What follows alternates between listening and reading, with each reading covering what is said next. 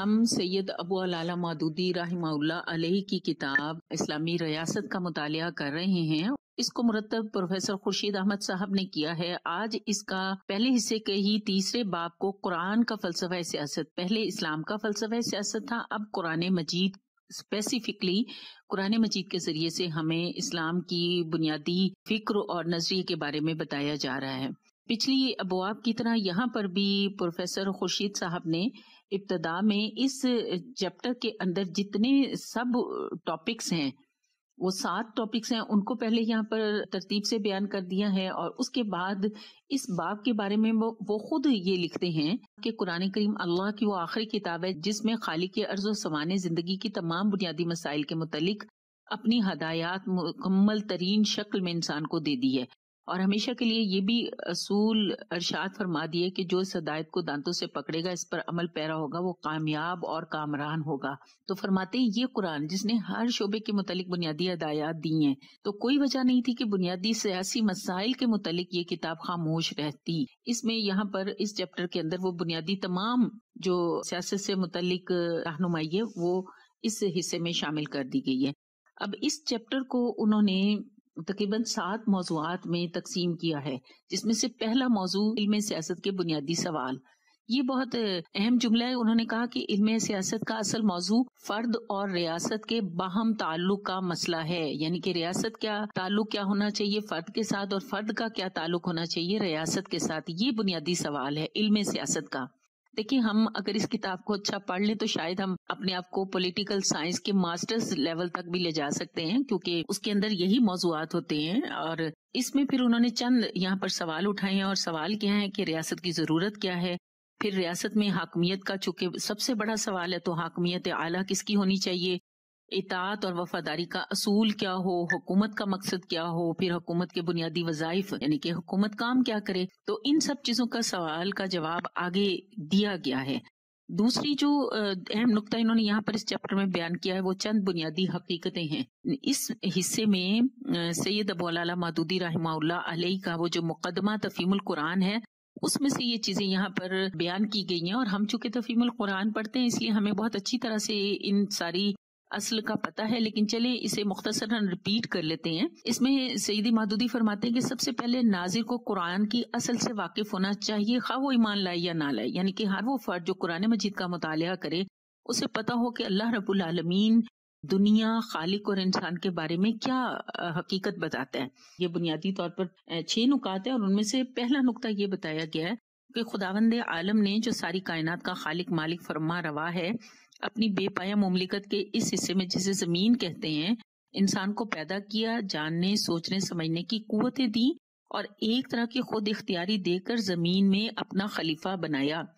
یہ ایک حقیقت کہ اللہ موجود ہے، دنیا اسی نے بنائی ہے، اور پھر یہ کہ انسان کی حیثیت کیا ہے کہ وہ زمین میں خلیفہ ہے۔ خلیفہ مقرر کر کے پھر اس نے کیا کیا کہ اپنے بارے میں پورا اچھی طرح سے ذہن نشین کروایا کہ اللہ رب العالمین سارے جہان کا مالک، معبود اور حاکم ہے، اور اس سلطنت میں انسان کو بتایا کہ نہ تم خود مختار ہو، نہ کسی دوسرے کے بندے ہو، نہ میرے سوا کوئی تمہاری اطاعت اور بندگی اور پرستش کا مستحق ہے۔ دنیا کی یہ زندگی ایک امتحان کی مدت ہے، اور اس میں صحیح اور غلط رویے کے بارے میں پوری رہنمائی دی کہ صحیح رویہ یہ ہے کہ مجھے واحد معبود حاکم تسلیم کرو، جو ہدایت میں بھیجوں اس کے مطابق دنیا میں کام کرو، دنیا کو دارالامتحان سمجھتے ہوئے شعور کے ساتھ زندگی بسر کرو کہ تمہارا اصل مقصد میرے آخری فیصلے میں کامیاب ہونا ہے، اور اس کے برعکس ہر وہ رویہ غلط ہے جو اس سے مختلف ہو۔ تیسری بات پھر جو یہاں پر سمجھائی وہ یہ سمجھائی گئی ہے کہ اللہ رب العالمین نے سب سے پہلے اولین افراد آدم اور حوا علیہ السلام کو دنیا میں بھیجا،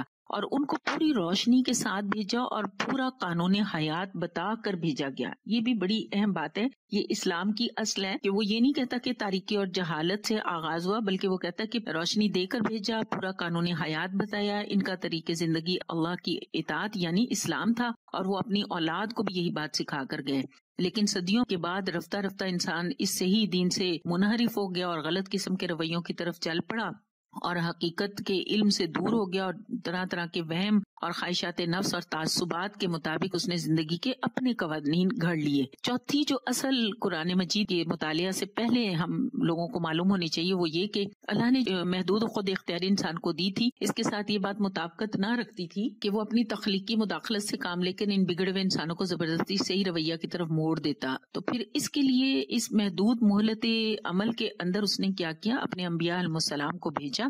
اور انہوں نے لوگوں کی رہنمائی کی۔ پانچویں بات یہ کہ یہ جو پیغمبروں کا سلسلہ تھا، یہ سارے کے سارے پیغمبر، ان سب کا ایک ہی دین تھا اور ایک ہی ان کا مشن تھا، اور وہ صحیح رویہ جو اول روز سے انسان کو بتایا گیا تھا کہ اسی کی طرف لوگوں کو بلاتے تھے، اور جو لوگ پھر ان کی دعوت قبول کر لیتے تھے، ان کو منظم کر کر امت بناتے تھے جو خود اللہ کے قانون کی پابند ہوتی تھی۔ اسی میں پھر بتایا گیا کہ آخر میں نبی اکرم صلی اللہ علیہ وسلم کو بھیجا گیا۔ آپ کا بھی مشن وہی تھا جو سابقہ انبیاء علیہ السلام کا تھا، اور وہ یہ تھا کہ سب کو صحیح رویے کی طرف دعوت دینا، سب کو اثر نو خدا کی ہدایت پہنچانا، اور جو ہدایت کو قبول کرے انہیں ایک ایسی امت بنا دینا جو ایک طرف خود اپنی زندگی کا نظام اللہ کی ہدایت پر قائم کرے تو دوسری طرف دنیا کی اصلاح کے لیے جد و جہد کرے۔ اب اس اصل کے بعد قرآن مجید دنیا کے بارے میں کیا بتاتا ہے، تو یہ ایک ٹاپک ہے اسلامی تصور حیات۔ اس میں سورۃ توبہ کی آیت جو ان اللہ اشتری من المؤمنین والی آیت ہے، اس کے ذریعے بتایا یہاں پر سیدی مودودی نے کہ قرآن اس دنیا میں انسان کے صحیح مقام اور زندگی کے بارے میں پورے نظریے کو اس آیت میں بیان کرتا ہے، اور یہاں مومنین کو یہ رہنمائی دیتا ہے کہ وہی زندگی اور وہی جان اور مال جو اللہ نے ہی انہیں دیا ہے، اب وہ اپنی اس خود اختیاری سے جو انسان کو دے کر بھیجا ہے، اپنی مرضی سے اپنے اللہ کے ہاں اسے فروخت کر دے تو اس کے بدلے میں اس کو جنت ملے گی۔ یہ ایک معاہدہ ہے، اور دنیا کی زندگی کیا ہے، وہ عارضی زندگی ہے، اور اس میں اس معاہدے کی جو حیثیت ہے، اس کے پھر چھوٹے ضمنی کچھ پوائنٹس ہیں جو کہ یہاں پر آگے انہوں نے تقریباً 3-4 نکات میں بیان کر دیے ہیں۔ اس کے بعد جو اگلا تصور جس کی وضاحت کی گئی ہے وہ دین اور قانون حق ہے۔ تو یہاں سورۃ نور کی آیت 2 کے ذریعے سے وہ جو زانی عورت اور زانی مرد دونوں میں سے ہر ایک کو 100 کوڑے مارو، اس کے تحت انہوں نے بتایا کہ یہاں پر جو بہت قابل توجہ چیز ہے وہ یہ کہ یہاں فوج داری قانون کو اللہ کا دین کہا جا رہا ہے۔ تو اس سے معلوم ہوا کہ صرف زکوٰۃ، روزہ، حج اور نماز ہی دین نہیں ہے، بلکہ مملکت کا قانون بھی دین ہے۔ یہ وہ تصور ہے جو ہم سب کو معلوم ہونا چاہیے۔ دین کو قائم کرنے کا مطلب صرف نماز قائم کرنا نہیں، بلکہ اللہ کا قانون اور نظام شریعت قائم کرنا بھی ہے۔ جہاں یہ چیز قائم نہ ہو وہاں نماز اگر قائم ہے تو گویا ادھورا دین قائم ہے۔ یہ وہ تصور ہے جو ہمیں واضح ہونا چاہیے، اور اگر ہم پھر قرآن مجید پڑھاتے ہیں تو ان تصورات سے ہی ہم اپنے لوگوں کی ذہن سازی کر سکتے ہیں۔ 5واں نقطہ ہے کہ حکومت کی ضرورت و اہمیت، اور اس میں وہی سورۃ بنی اسرائیل کی آیت کہ دعا کرو پروردگار مجھ کو جہاں بھی تو لے جا سچائی کے ساتھ لے جا، اور جہاں سے بھی نکال سچائی کے ساتھ نکال۔ اور یہاں وہ جو سلطان النصیرہ اپنی طرف سے ایک اقتدار کو میرا مددگار بنا دے، اس میں پھر وہی حدیث مبارکہ بھی درج ہے، اور یہ بھی بتایا اور اس کے اندر یہ واضح کر دیا کہ دنیا میں جو اسلام اصلاح چاہتا ہے وہ صرف واعظ و تذکیر سے نہیں ہو سکتی، بلکہ اس کو عمل میں لانے کے لیے سیاسی طاقت بھی درکار ہے۔ یہ بہت کلیئر یہاں پہ ہو سکتا ہے اگر ہم اس کو اچھی طرح سے سمجھیں۔ اور اس کے بعد جو یہاں حضرت یوسف علیہ السلام کے ذریعے سے بھی پورے وہ جو تصورات ہیں ان کی تقریر ہے، اور پھر یہ بھی کہ انہوں نے کس طرح سے اقتدار کا موقع مل رہا تھا تو کس طرح سے اسے حاصل کیا، اور کیسے سارے وسائل جو تھے وہ اپنے کنٹرول میں لیے، اور اس سلسلے میں جو بھی وضاحت ہے وہ کی گئی ہے۔ 6واں تصور بتایا قرآن مجید کا تصور حاکمیت اور خلافت، اور آپ دیکھیں یہ قرآن مجید کی آیات کے ذریعے بتایا جا رہا ہے نا۔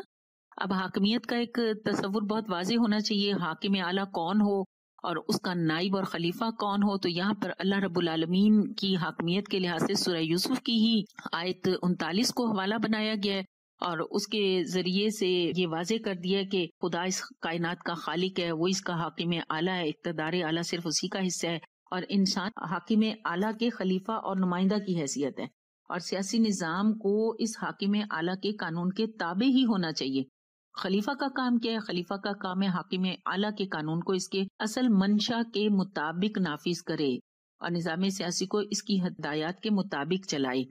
6واں جو تصور ہے وہ یہ ہے اس اصول اطاعت اور فرما برداری۔ اس میں بھی جو 5واں تصور حاکمیت اور خلافت، یہاں پر بھی حضرت یوسف علیہ السلام کے ذریعے سے بہت اچھی وضاحت ہے، اور اس پر سے اٹھنے والے جو شکوک و شبہات ہیں ان کو بھی یہاں پر بیان کر دیا گیا ہے۔ اس کے بعد اگلا جو ہمیں تصور بتایا گیا وہ اصول اطاعت و وفاداری۔ کہ اطاعت اور وفاداری کا مرجع بھی خالق اور اس کی ہدایات اور ریاست میں باقی تمام وفاداریاں اسی بنیادی وفاداری کے تابع ہوں۔ تو سورۃ نساء کی وہ آیت جو 59 ہے کہ اطیعوا اللہ و اطیعوا الرسول و اولی الامر منکم، اس کے تحت پھر انہوں نے پورے یہاں پر بتایا کہ یہ آیت اسلامی ریاست کے دستور کی اولین دفعہ ہے اور اصل متعال رب العالمین کی ذات ہے، اور بنیادی دوسری اطاعت جو ہے رسول اللہ کی ہے، اور اس کے بعد اولو الامر جو کہ ان دونوں اطاعتوں کے ماتحت ہوں۔ اس سلسلے میں احادیث مبارکہ کا ایک اچھا یہاں پر چناؤ ہے جو یہاں پر بتا دیا گیا ہے، اور اس آیت کے تحت جو 5 کل اصول ہیں ان کی بڑی اچھی وضاحت کر دی گئی ہے۔ اس کے بعد باب نمبر 4 ہے، اور اس کے بنیادی جس کا ٹاپک ہے معنی خلافت، اور اس کے 4 بنیادی موضوعات ہیں جو کہ بہت اچھے طریقے سے بالکل واضح کر کے درج کر دیے گئے ہیں۔ اور اس میں پھر پروفیسر خورشید صاحب فرماتے ہیں کہ اب یہ ضروری تھا کہ یہ جو خلافت کا تصور ہے اس کے لفظ پر لغوی تحقیق بھی ہو، اور یہ بھی پتہ چلے کہ اس سے اصل معنی مراد کیا ہے، کیونکہ اس سے بعض اوقات لوگوں نے غلط معنی بھی لیے ہیں کہ جانشینی کے لیے ضروری ہے کہ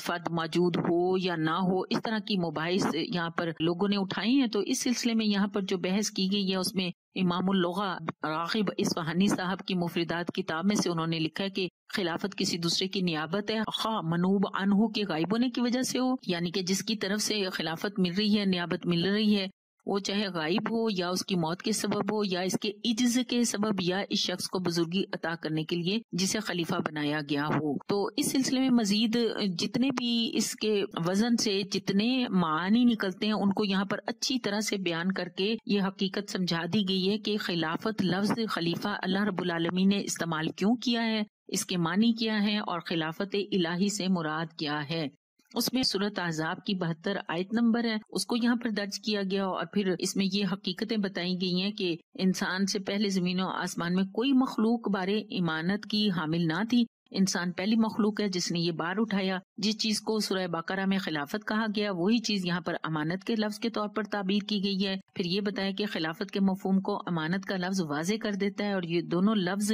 نظام عالم میں انسان کی صحیح حیثیت پر روشنی ڈالتے ہیں۔ انسان زمین کا فرما روا ہے، مگر اس کی فرما روائی اصل میں نہیں ہے بلکہ تفویض کردہ ہے، کسی نے اس کو دی ہے۔ اور ساری تشریحات کے مطابق پھر خلیفہ کے معنی یہ ہوئے کہ وہ شخص جو کسی کے بخشے ہوئے اختیارات کو استعمال کرے۔ اب ہمارا باب نمبر 5 اسلامی تصور قومیت، اس کو 2 بڑے موضوعات میں یہاں پر بیان کیا گیا ہے، اور یہ بھی سیدی مودودی کے 2 مضامین تھے جو ترجمان القرآن میں 1933 اور 1939 میں شائع ہوئے۔ آپ ان مضامین کو پڑھتے ہوئے یقیناً یہ بھی سوچ رہے ہوں گے کہ یہ جو جماعت اسلامی پر ایک الزام لگا دیا جاتا ہے کہ جماعت اسلامی کو جب پاکستان بنایا تو یکدم اقتدار اور حکومت کے حصول کی خواہش پیدا ہو گئی ہے، تو ان سارے مضامین سے یہ بہت اچھا تصور آپ کے سامنے آ جاتا ہوگا کہ ایسی کوئی بات نہیں ہے، بلکہ پہلے دن سے ہی سیدی مودودی اسلام کے غلبے یا اسلام کو اقتدار کی کیا ضرورت ہے، دین کو اقتدار کی کیا ضرورت ہے، اس فلسفے سے، اس نظریے سے بالکل بخوبی واقف تھے۔ ان کی ہر تقریر اس کی تائید کرتی ہے، اور ہر جگہ سے ہمیں یہ بات سمجھ میں آتی ہے۔ تو اس باب کے اندر بحثیں جو کہ قومیت سے متعلق تھیں وہ یہاں پر بتایا گیا۔ قوم کی تعریف اس کے اندر سب سے پہلے بتائی گئی کہ قوم کی تعریف کیا ہے کہ مشترک اغراض و مصالح کے لیے متعدد افراد آپس میں مل کر تعاون اور اشتراک عمل پیدا کر لیں تو وہ قوم کہلاتی ہے۔ پھر قومیت کا غیر منفک لوازم، غیر منفک ہوتا ہے کہ جس کو الگ نہیں کیا جا سکتا۔ تو یہ جو عمومی قومیت ہوتی ہے اس کے اندر انہوں نے یہاں پر سمجھایا کہ اس کا لازمی جز کیا ہے، عصبیت اور حمیت۔ غیر منفک یعنی کہ قومیت کے اس تصور کے ساتھ جو چیز الگ نہیں کی جا سکتی وہ باعث ہے، عصبیت اور حمیت ہے، جس کو قومی غیرت بھی کہہ دیتے ہیں، تنگ نسلی بھی کہہ دیتے ہیں کہ ایک قوم بس اپنا ہی سوچتی ہے، دوسروں کے لیے ان کے سامنے کوئی واضح لائن آف ایکشن نہیں ہوتا۔ اور یہ اس کے بعد قومیت کے عناصر ترکیبی، ایک عمومی جو دنیا کے لحاظ سے ایک علم ہے اس کو پہلے انہوں نے بیان کیا کہ قومیت کے عناصر ترکیبی کیا ہیں۔ اب یہاں پر 6 عناصر ترکیبی بتائے ہیں، جن میں سے اشتراک نسل کہ دنیا میں قومیں کیسے وجود میں آتی ہیں، یا تو وہ ایک نسل ہوتے ہیں جس کو نسلیت کہتے ہیں، یا تو اشتراک مرزوبوم یعنی کہ پیدا ہونے کی جگہ ان کا وطن ایک ہوتا ہے اس وجہ سے وہ قوم کہلاتی ہیں، یا تو زبان ایک ہوتی ہے اس وجہ سے، یا رنگ، معاشی اغراض کا اشتراک بھی ہوتا ہے، نظام حکومت کا بھی اشتراک ہوتا ہے۔ یہ وہ تصورات ہیں کہ جاہلی جو طریقہ کار ہے وہ پھر قوموں کے اندر جب وہ اتنے محدود تصورات کے ساتھ ایک گروپ بنتے ہیں تو پھر ان کے اندر کس طرح سے جاہلیت جنم لیتی ہے، عصبیت کیسے کام کرتی ہے، اس پر ایک اچھی تنقید سیدی مودودی نے یہاں پر فرمائی ہے۔ اور یہ ویسے تو ہمارے یوں عموم میں تو یہ موضوعات نہیں ہوتے، لیکن اس سے ہم جو سمجھ سکتے ہیں وہ یہ کہ ہمیں اسلام کتنا وسیع نظر بناتا ہے۔ وہ جب ہمیں ایک نظریہ، ایک سوچ اور ایک فکر دیتا ہے تو اس کی بنیاد پر ہم سب لوگ اپنے دماغ کو کتنا وسیع کر لیتے ہیں، اور ہمارے اندر یہ جو چھوٹی چھوٹی باتوں پر تعصبات ہیں یہ پیدا نہیں ہوتے مسلمان قوم کے اندر اور مسلمان برادری کے اندر۔ اب یہاں پر اسلام کا وسیع نظریہ بتایا گیا، پھر یہ بتایا گیا کہ اسلام عصبیت سے کس طرح دشمنی کرتا ہے، کس طرح اس کے خلاف جنگ کرتا ہے، اور خود اسلامی قومیت کی بنیاد کیا ہے۔ یہاں پر مہاجرین اور انصار کا طرز عمل اور بڑی اچھی امثال ہیں کہ کس طرح سے حضرت سلیمان رضی اللہ ایرانی تھے اور کس طرح سے غلام لوگ کیسے اہمیت رکھتے ہیں۔ بڑی اچھی امثال دے کر یہاں ان کا طرز عمل اور عملی مثال بتائی کہ کیسے وہ ایک قوم جنم لیتی ہے جس میں خونی رشتے دوسرے درجے پر آ جاتے ہیں اور اصل جو رشتہ ہو جاتا ہے وہ اسلام اور عقائد ہوتے ہیں ہمارے۔ اور ہم جو تحریکی لوگ ہیں ہمیں یہ سمجھنا بہت آسان ہو جاتا ہے کہ کیونکہ جب ہم جماعت اسلامی کو جوائن کرتے ہیں تو ہم بھی چونکہ ایک نظریے کے مطابق اس جماعت کے اندر شامل ہوتے ہیں، تو ہمیں بھی بہت اچھی طرح اندازہ ہے کہ ہمارے آپس کے تعلقات کیسے ہوتے ہیں، ہم اس برادری کو کیسے لے کر چلتے ہیں، اور ہمارے جو خونی رشتے ہیں اگر وہ ہمارے نظریے کے مخالف ہوتے ہیں تو ہم ان سے بنیادی تعلق تو نہیں توڑتے، لیکن گہرا اور حقیقی تعلق ہمارا اپنے جیسے ہم نظریہ لوگوں کے ساتھ ہوتا ہے۔ یہ بہت خوبصورت بات ہے جو عملاً جس سے ہم گزر رہے ہوتے ہیں، اور یہی وہ اسلام ہمیں ایک گروپ، ایک جماعت جو بناتا ہے۔ اور اسلام کے لیے سب سے بڑا خطرہ بھی یہاں پر پھر ایک پورا عنوان بنا کر یہ بتایا گیا ہے کہ نبی اکرم صلی اللہ علیہ وسلم نے مسلمانوں کو سب سے بڑے اس خطرے سے آگاہ کیا تھا کہ مسلمانوں کے اندر دوبارہ یہ عصبیت، خود غرضی اور نفسانیت نہ پیدا ہو۔ یہ وہ چیز ہے جو مسلمانوں کو منتشر کر دے گی، ٹکڑے ٹکڑے کر دے گی۔ اور ہم خود جانتے ہیں کہ خلفائے راشدین کے بعد آخری خلیفہ میں یہی وہ عصبیت تھی، اموی خاندان کی اور قریش کی یہ عصبیت تھی جنہوں نے مسلمانوں کو پھر ایک غلط رخ کی طرف موڑ دیا، اور یہاں تک کہ پھر مسلمان اس کے بعد زوال پذیر ہوتے چلے گئے۔ یہاں احادیث مبارکہ کا بڑا ایک اچھا چناؤ ہے۔ اگر ہم لوگ اچھا یہ مطالعہ کریں تو دیکھیں یہ سارے وہ موضوعات ہیں جو جنوری کے اندر ہم دروس قرآن کے موضوعات بنا سکتے ہیں، اور اس کے ذریعے سے ہم ان چیزوں کو بہت اچھا واضح کر سکتے ہیں۔ پھر آخر میں اسلامی قومیت کا حقیقی مفہوم بتایا گیا، اور یہاں آیات قرآنیہ کے ذریعے بتایا کہ اس جماعت کے لیے، اس مسلمان قوم کے لیے دو الفاظ قرآن مجید نے استعمال کیے ہیں، حزب اور امت۔ اور حزب اللہ سے کیا مراد ہے اور یہ کس بنیاد پر گروہ بنتا ہے؟ اللہ کو واحد ماننے پر، قرآن مجید کو آخری کتاب ماننے پر، اور نبی اکرم صلی اللہ علیہ وسلم کو اللہ کا آخری رسول اور پیغمبر ماننے پر۔ اور اس کے بعد یہ جماعت اور اس کا باہمی تعلق کیا ہوتا ہے، اور حدیث مبارکہ میں اس کے لیے جماعت لفظ استعمال کیا گیا، اور پھر پوری ایک اچھی تجزیہ کیا گیا ہے ایک مکمل، جس میں موجودہ صورتحال بتائی، اور بتائی کہ مسلمان اس حزب کو کیسے سمجھ رہے ہیں، امت لفظ کو کیسے استعمال کرتے ہیں۔ جماعت یہاں پر عمومی پارٹی کے معنوں میں استعمال ہوتی چلی جا رہی ہے، اور اس کی وجہ سے پھر ایک جاہلی قومیت ہمارے اندر جنم لیتی ہے کہ ہم بھی ترکی اسلام اور ترکی مسلمان اور ہندوستانی مسلمان اور پاکستانی مسلمان ان گروہوں میں اور ان حد بندیوں میں ہم الگ الگ ہو گئے ہیں، کیونکہ صحیح تصور ہم نے نہیں سمجھا، اور اس صحیح تصور نہ سمجھنے کی وجہ سے یہ صورتحال ہے، اور پھر قومی مفاد کا بھی ایک عجیب تصور ہمارے اندر داخل ہو گیا ہے۔ یہ ایک اچھا طویل چیپٹر ہے، لیکن اس کے اندر آج کل جیسے ہم الیکشن کا کام کر رہے ہیں تو ہمیں بہت اچھی رہنمائی مل سکتی ہے کہ اگر ہم چاہیں تو یہاں سے سیکھ سکتے ہیں کہ مسلمان کیسا گروہ ہونا چاہیے، اس کی جماعت کیسی ہونی چاہیے، کن چیزوں کو انہیں ترجیح دینی چاہیے، اسلامی حکومتیں کیا ہوتی ہیں، اور جو اسلامی حکومتیں ان کے اندر کیا اوصاف ہونے چاہیے۔ اگلی کلاس سے قبل یہ بھی ہو سکتا ہے کہ آپ خود ذرا پاکستان کے نظام حکومت کے بارے میں تھوڑی سی معلومات لے کر آئیں کہ پاکستان کا نظام حکومت کس طرح چلایا جاتا ہے۔ جزاکم اللہ خیر۔